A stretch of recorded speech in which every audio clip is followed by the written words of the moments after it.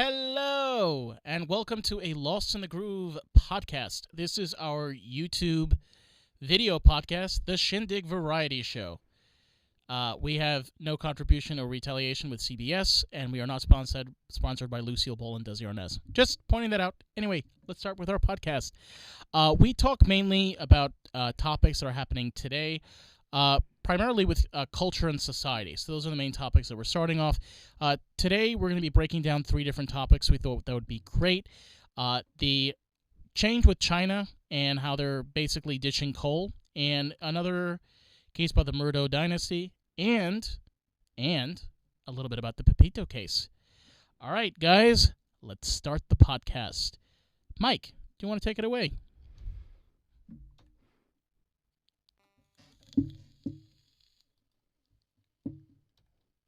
There it is.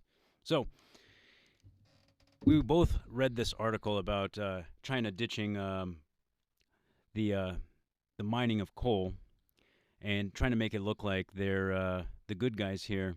And you had said a few things that were really interesting about this, specifically trying to make it look like they're going in a direction of eco-friendly. In the article, they were talking about how in the year of this year, 2021, they have built significantly less coal mines. But, I referred to the fact that, well, you know what? We have material shortages right now. That's a fact. And I feel like that's not being spoken about. And on top of that, the lockdowns in various countries and limitations, transportation limitations. Yeah. So Resources also are another big one. We're running into, like, microchip processors are becoming really difficult. Wood is another market that's also been going up in price. So yeah, it is a question you have to ask yourself: is why is China doing this? Why now? right. I mean, are they absolutely genuine about what they're trying to put out there into the media, or is this just spin? And to me, it just seems like spin because, them not building more tells me, well, there's a lot of reasons why they're not building as many as they, were in previous years. Even in the article, it definitely shows their main focus has been countries that really rely on coal as a primary source of electricity. They have issues with electricity. They don't have a lot of options. That's one of the most obtainable ones, and probably the most affordable ones for some of these countries around the globe. So you had mentioned several things that were really interesting, and I want you to share with the listeners what you had told me just a few minutes ago on that idea. Like, what do you think, profitability-wise, what do you think China's actually trying to achieve here by telling us that, hey, we're going more eco-friendly, but what do you think is really going on the back end? I think that one thing China has more than any other country is the fact that they have power. And by them doing something like this is just having them have this ability of a facade where they can create this whole thing where they're eco, they love the environment, even though they don't give a fucking shit about it to begin with.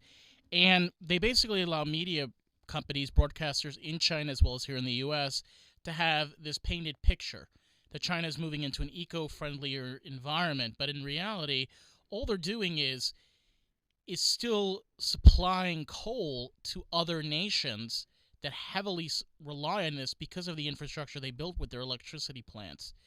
So I don't think they're going away from coal. I just think that they're creating a facade that the media can use. Right. I think that makes sense to me. As I went through the article, I was kind of like, this sounds like bullshit to me.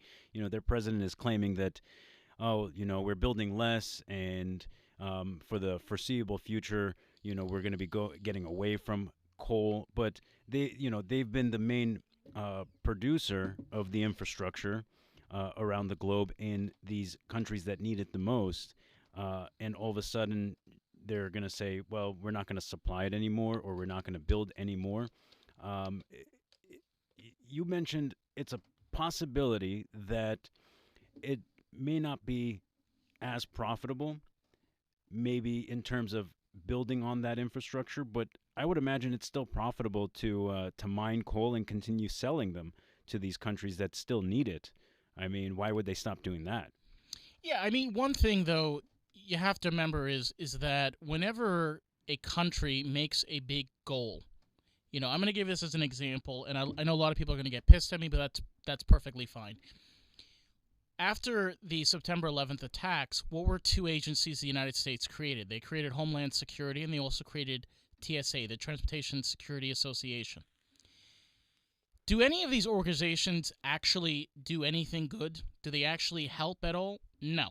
The security system that we have today is literally identical to the way that it was before September 11th. The only difference is that all airports in the United States have the same security company that's working.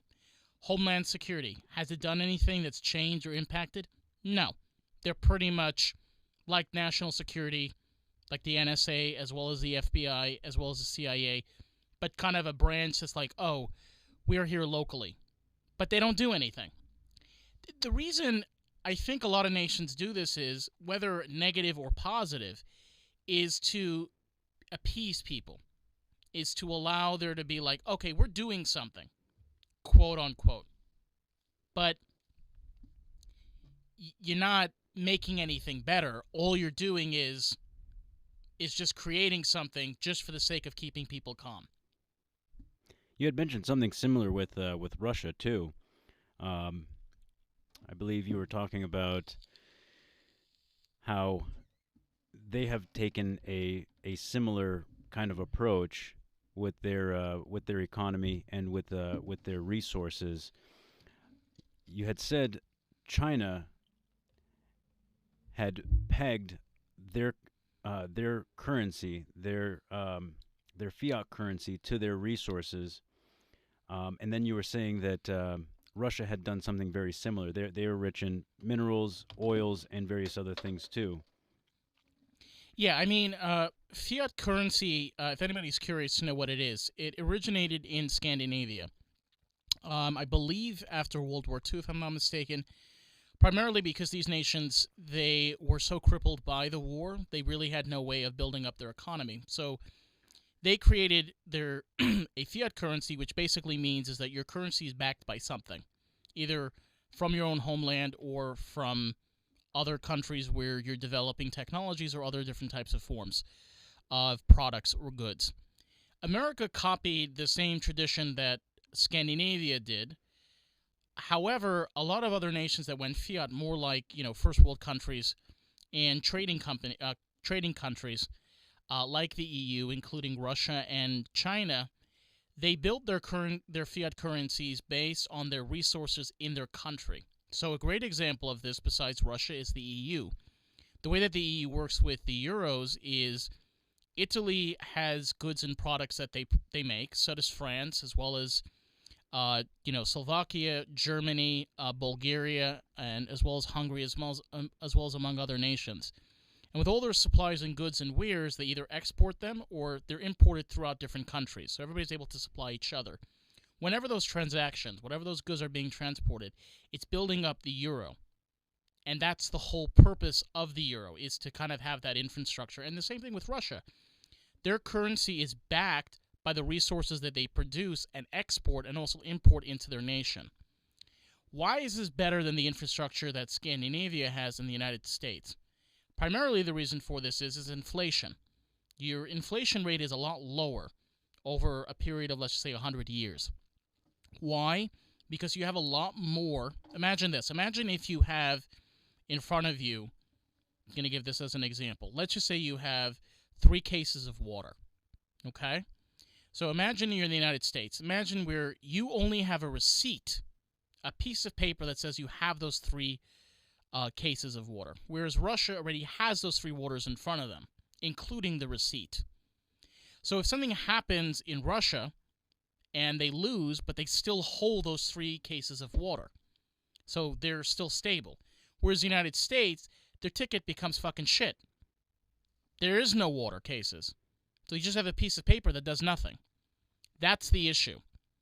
So countries that supply like Russia and China on this type of infrastructure, they have a lot more that they need to keep themselves stable.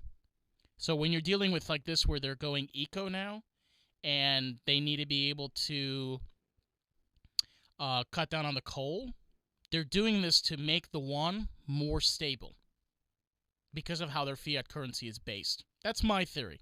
I don't know if this is the actual case, but this is probably the scenario that we're probably running into.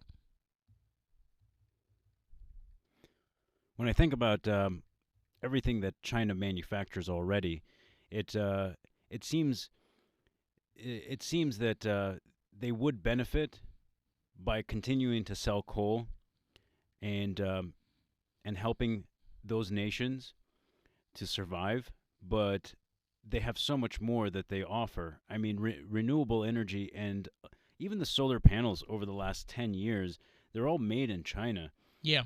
And it's not, it's not like they're made all that great. A lot of them, the degradation in those in this equipment is pretty severe in a course of like 10 to 15 years. It's just not as effective.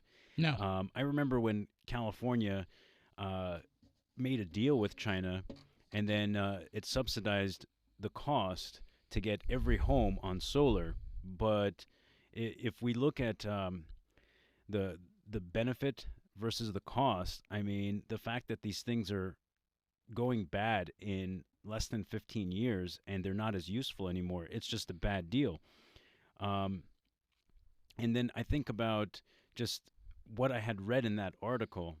So their goal is to, based on what they're saying, is they're going to throttle back the expansion of coal-powered facilities across the globe, but are they going to help those countries who are still in need of coal to make a transition?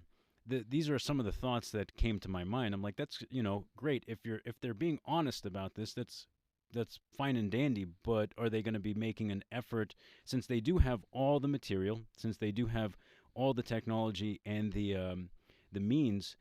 Are they going to be able to actually implement a change in those countries that they had spent already probably hundreds of millions in developing those coal plants? Are they going to help them transition, or is this just words, and it sounds good in the media and it makes everyone who is eco-friendly say, hey, look, China's doing a great thing here, but on the back end they're going to continue mining coal, selling coal, and supporting those infrastructures. Yeah. I don't trust our government. I trust their government even less. So, Yeah. That's just my 2 cents. Anytime I come across information that's coming out of the Chinese media, I question it. Just whatever the narrative is, I question. Is there a double meaning behind it? I don't feel that they're always going to be transparent or honest about what they're portraying, and they do flip-flop a lot. Chinese media is heavily controlled and censored. It's a state-run media companies. It's not to say that ours are any different. No, it's exactly the same thing. I mean, the only difference between ours is we label ours anorexic donkey and then the fat elephant, like Fox News and CNN. But here's the interesting thing, though. We're going to be moving on to this as well, is Fox News is not owned by Americans. Far from it. I promise you that. You can look right into it. They are owned by companies in China as well as other Asian countries, including Russia. UAE? UAE also. CNN is heavily owned by Saudi Arabians. This is very well known as well. So they're coming off as Americans that are giving us supply of information. Yeah, no. They're not. Yeah, they're not. There's nothing American about Fox News except for the fact that they use blue, white, and red. That's the only American thing that they can come across of. Interesting thing enough was there was an unraveling of the Murdaugh dynasty. There was a bunch of unsolved murders, insurance fraud, and missing millions of dollars, among other things.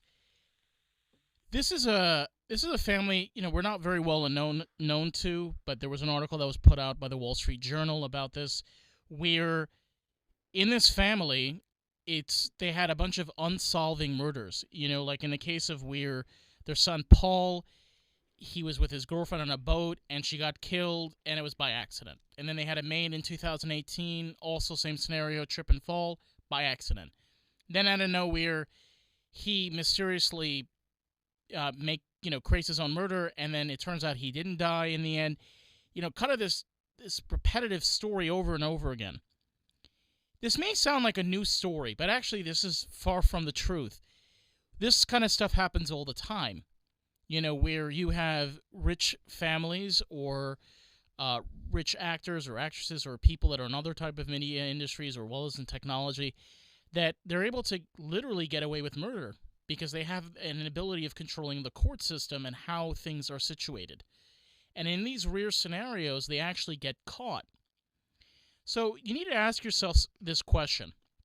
If you have a family like this that has skipped on insurance, stole millions of dollars, made a bunch of, murders that were actual murders, but, plagued them as mistakes, and then all of a sudden they get caught.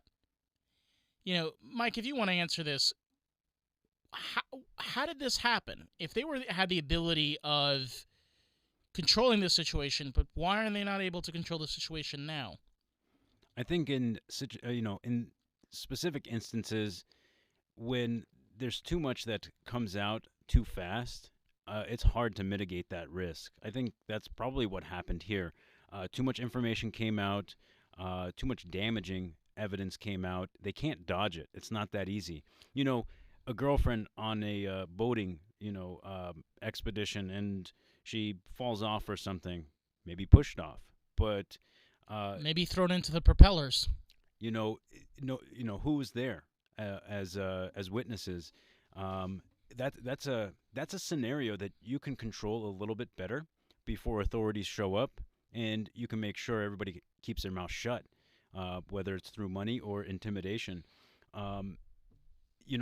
There was a mention that this specific character had also evaded a lot of taxes too. So, like Donald Trump. They're already looking at this case, and then they're starting to add all the evidence. There's just too much.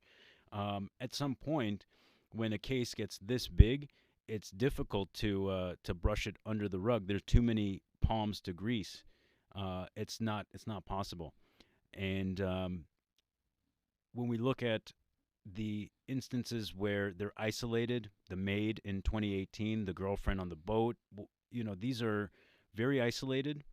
There aren't many people around. They can create whatever narrative they want, and then they can essentially bribe who they need to get the results they're looking for. This may sound crazy, but you had given me some examples of how easy it would be. Most people would think, oh man, how are you going to buy off a judge or, pay them off in one shot and have it look, kosher? Well, you had mentioned a very smart way of doing this is, if you have access to the court systems or the judges, you put them on the payroll, you create a Swiss bank account overseas, and then, occasionally they just add deposits on every payday. Simple as that. And in a course of, let's say 5 or 10 years, that, that $15 million deal that was made for a judge gets taken care of. But what's more important there is the relationship that's created. Not only did they get away with it, and the judge got away with it, but he may be asked to do it again. Yeah. And since he's done it before, chances are he'll do it again. I mean, it's that simple. It's easy money. And like you were saying, a judge would never even make that kind of money even in a century of service. So, yeah, primarily the important thing to remember this, and anyone that's listening to this and running a scenario, is, of course, speak to your attorney. Make sure that you have the right case. If you're going against these heavily rich families or large corporations and you want to be able to win a case, primarily you want to walk in with a game plan, because you know that you cannot win them. So you need to figure out a plan that you can have that allows you to walk away with even a settlement. You'd be very surprised. A lot of these rich corporations, if you settle with them, they'll walk away. They'll give you the money, and you can walk away with $200,000-$300,000, and you're safe. something you can talk to attorney. I'm not an attorney, but you can, if you're ever running into a scenario, you can always talk to an attorney about this. You really need to know what you're dealing with, and don't pick battles that you are surely going to lose. Because if you go after a company like Walmart or Target, they're going to cream you in court. Cream you. As much as you try. It's a goddamn certainty in those instances. I mean, sometimes it's just, like I said, sometimes it's just better to just settle. Just settle. If they're willing to say, all right, here's $130,000, get the fuck away from us, take it. Yeah, I mean, in a lot of ways that may seem like a better choice, and it does depend on the circumstance. I mean, if we're talking about somebody in a wrongful death suit, you may not feel a lot of justice out of something like that. But no, of course not. But if we're talking something else, injury at work or anything else, being able to walk away with $200K and then just starting over, it's probably worthwhile. I mean, we've heard of cases where they can just drag shit out, 3, 4, 5 years, and they have the money to do it, and then you come up empty-handed because you wanted to battle this all the way to the end, and then you get raped in the court fees and the attorney fees. I mean, they're going to make the most money fighting this case for you. Yeah. And you walk away with much less. So, yeah. You said it best. Pick and choose your battles, and be wise about it. Yeah. In this instance, like this, I think this is exactly what happened. Is the evidence had piled up. There's not much more they can do to hide it. He's it's beyond that point. And yeah.